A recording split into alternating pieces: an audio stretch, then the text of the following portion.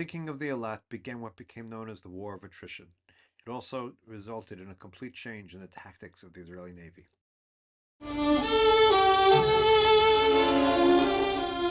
Navy and civilian doctors and nurses battled to save the lives of wounded crewmen from the Israeli destroyer Eilat, sunk by Soviet-built Egyptian missiles.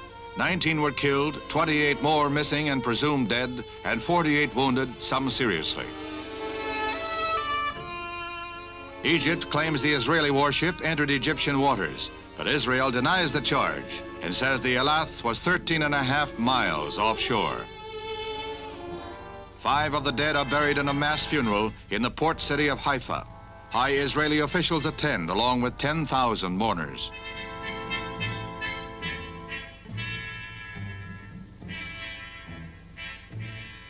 Israeli Defense Minister Moshe Dayan states that President Nasser had resumed hostilities when he ordered the missile attack.